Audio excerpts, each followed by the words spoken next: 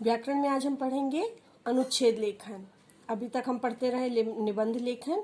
अनुच्छेद लेखन पहले भी आपने सुना है, पढ़ा भी है, जिसको इंग्लिश में पैराग्राफ राइटिंग बोलते हैं। पैराग्राफ राइटिंग क्या होता है और कैसे लिखा जाता है, और निबंध पैराग्राफ में क्या अंतर होता है। किसी एक विचार या भाव पर लिखा गया वाक्य समूह मतलब एक सेंटेंस तो नहीं होता है ना।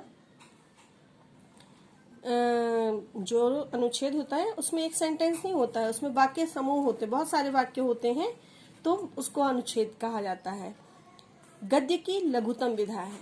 अब ये क्या है, अनुच्छेद लेखन क्या है? गद्य की विधा मतलब एक कला है लिखने की, और क्या लिखने की? गद्य लिखने की। गद्य क्या होते हैं? जैसे नाटक है, एकांकी है, साहित्य है, ये सब हमारे जो लिखे जाते हैं, कहानियां हैं, ये सब गद्य में लिखे जाते हैं। तो गद्य की लघुतम विधा है। किसी एक विषय के एक ही पहलू को एक दूसरे से संबंधित वाक्य समूह द्वारा अभिव्यक्त करते हैं। अनुच्छेद अपने आप में पूर्ण और सार्थक होता है। ध्यान रखना कि अनुच्छेद जो होता है, पैराग्राफ होता है जो, वो अपने आप में पूर्ण होता है। मतलब हम अधूरे में उसको नहीं छोड़ते, उसका अंत में उसको ऐसा लिखा जाता है कि ये ऐसा समझ में आए कि वो पूर्ण हो गया है। जैसे आज के वायु प्रदूषण में हम लिखते हैं, तो वायु प्रदूषण में केवल वायु प्रदूषण को एक लाइन में समझाते हैं कि वायु प्रदूषण क्या है, फिर कैसे फैल रहा है और इसकी रोकथाम कैसे की जाए। अंत में आपको कम से कम इतना तो लिखना ही होगा कि इसका दुष्प्रभाव जब फैल रहा है तो इसकी रोकथाम करने के लिए सभी को जागरूक होना पड़ेगा और इसके लिए सभी को प्रयास करने पड़ेंगे। इस प्रकार पैराग्राफ पूर्ण होता है और ये सार्थक होते हैं। सार्थक मतलब सही अर्थ प्रकट करते हैं। विचार संक्षेप में रखे जाते हैं।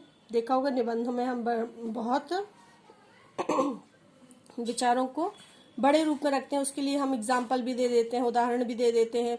तो इस प्रकार हम निबंध को बड़ा लिखते हैं, लेकिन इसमें क्या है, विचार हम संक्षेप में रखते हैं। अब निबंध और अनुच्छेद में क्या अंतर है।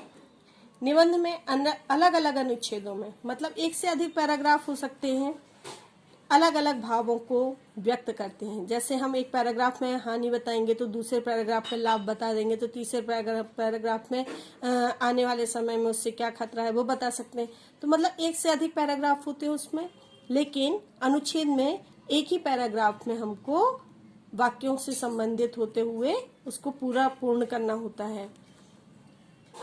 अनुच्छेद में किसी एक विषय पर के एक पहलू का विचार होता है। अनुच्छेद जो होता है, पैराग्राफ राइटिंग होती है। यदि समय का महत्व आया तो हम समय के महत्व को लिखते हैं, तो पैराग्राफ बनाकर लिखेंगे तो महत्व को ही बताते हैं उसमें, समय के, और व्यर्थ की बातें उसमें नहीं लिखते हैं। निबंध में संकेत बिंदु, भूमिका और उपसंहार लिखा जाता है। देखा होगा निबंध जब लिखते हैं तो हम संकेत बिंदु देते हैं, उपसंहार लिखते हैं, भूमिका लिखते हैं, प्रस्तावना लिखते हैं। इस प्रकार हम निबंध को लिखते हैं, लेकिन अनुच्छेद में ये सब नहीं किया जाता है। अनुच्छेद में केवल पैराग्राफ के अंदर विषय से संबंधित बातों को रखते हुए वाक्यों के समूहों को लिखा जाता है। निबंध विस्तृत होता है और जबकि अनुच्छेद कैसा होता है, संक्षिप्त होता है। इसमें किसी विषय के एक ही पक्ष का वर्णन होता है। अनुच्छेद लिखते समय क्या बातें ध्यान रखना चाहिए। अनुच्छेद अधिक से अधिक 100 शब्दों का ही होना चाहिए। वाक्य छोटे छोटे और एक दूसरे से जुड़े होना चाहिए। भाषा सरल किंतु प्रभावशाली हो। अनुच्छेद में भूमिका तथा उपसंहार नहीं लिखा जाता है। यदि हम अनुच्छेद के आरंभ में उसके विषय से संबंधित सूक्ति या कविता की प्रथम पंक्ति का उपयोग करते हैं तो, या उद्धरण का प्रयोग करते हैं, तो अनुच्छेद कैसा होता है, प्रभावशाली होता है। देखा होगा कि काल करे सो आज कर, आज करे सो अब, जैसे समय के महत्व में पंक्तियां लिख दी जाती हैं, है ना, और परिश्रम से संबंधित हुए पंक्तियां भी होती हैं। तो इस प्रकार से पंक्तियों का इस्तेमाल करते हुए या तो फिर उद्धरण का इस्तेमाल करते हुए, प्रयोग करते हुए पैराग्राफ को आकर्षक बनाया जाता है। उसे ऐसा लिखा जाता है कि पाठक के हृदय में वो अपना स्थान बना पाता है। धन्यवाद।